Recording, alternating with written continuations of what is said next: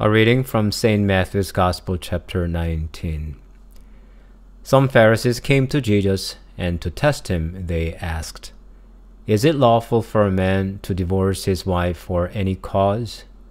Jesus answered, "Have you not read that the one who made them at the beginning made them male and female, and said, 'For this reason a man shall leave his father and mother, and be joined to his wife, and the two shall become one flesh'? So they are no longer two, but one flesh. Therefore, what God has joined together, let no one separate." They said to him, "Why then did Moses command us to give a certificate of dismissal and to divorce her?" Jesus said to them, "It was because you were so hard-hearted that Moses allowed you to divorce your wives, but from the beginning it was not so. And I say to you, whoever divorces his wife, except for unchastity, and marries another, commits adultery." His disciples said to him, "If such is the case of a man with his wife, it is better not to marry." But Jesus said to them, "Not everyone can accept this teaching, but only those to whom it is given. For there are eunuchs who have been so from birth, and there are eunuchs who have been made eunuchs by others, and there are eunuchs who have made themselves eunuchs for the sake of the kingdom of heaven. Let anyone accept this who can."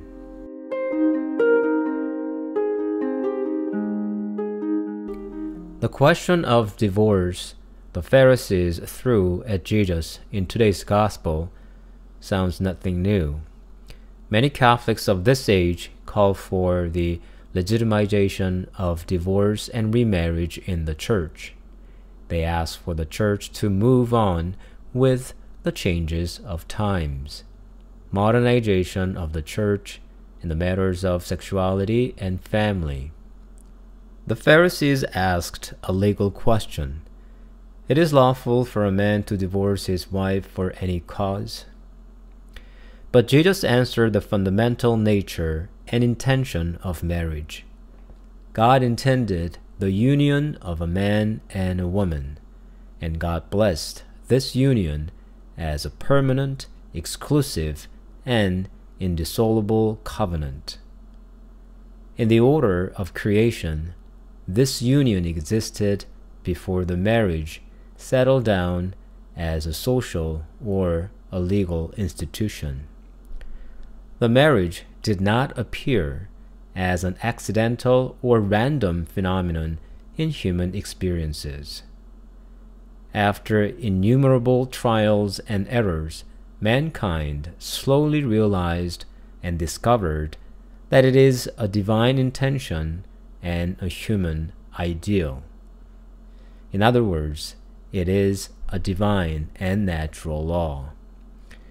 We can see this in many civilized cultures, even non-Christian ones. And the Judeo-Christian revelation enlightens and confirms us of the nature of this union between a man and a woman. Of course, many Christians will still say, "But what can go wrong if changes satisfy everyone? Or would it not be more peaceable if we expand the definition of marriage? Or this marriage law is too strict. Pastors should interpret and apply this law in such a way that more people feel accepted." But I don't think these ideas will bring true happiness with the changes. And changes according to these ideas will risk the eternal destiny of souls. Moreover, I believe any social experiments based on these thoughts will cause great harm to future generations. Why? Because these changes go against the law of the Creator. Any law without enforcement loses its effect. In other words, a law without power is no longer a law.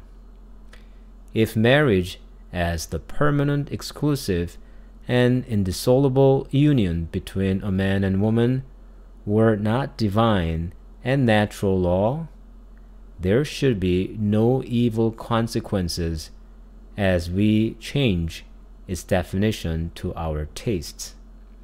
But if it is a true law, we will bear the consequences of arbitrary changes. It all comes down to the fundamental question, whether God is alive or not. It's a simple question.